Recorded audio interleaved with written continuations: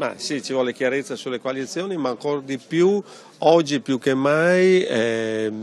i due candidati presidenti faranno la differenza con le loro liste. Oggi è chiaro che il candidato che saprà dare maggior attenzione rispetto ai temi veri che abbiamo in Veneto, al di là delle politiche nazionali, i temi veri che abbiamo in Veneto, in primis quella del lavoro. Ormai abbiamo migliaia e migliaia di persone che sono senza lavoro e abbiamo una percentuale di giovani che è tra le più alte, se non la più alta in Italia, no, la seconda dopo la Lombardia, ma questo è anche abbastanza normale, che se ne vanno dall'Italia perché non trovano più lavoro. Abbiamo migliaia di aziende che hanno chiuso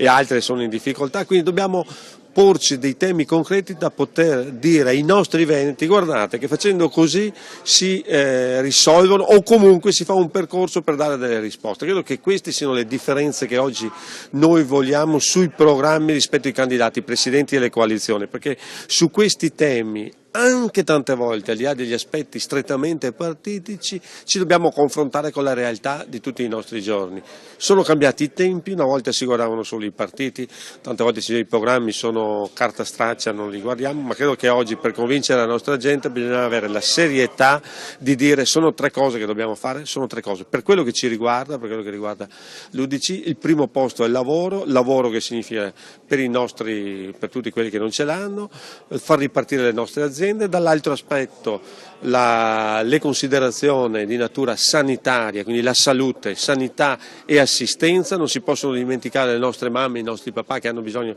di assistenza, e dall'altra parte i nostri figli che hanno bisogno invece di un percorso anche scolastico, di educazione importante per dare il futuro, e come dicevo prima i giovani. Se questi sono i presupposti fondamentali, i tre punti fondamentali dell'azione di governo, noi su questo ci saremo.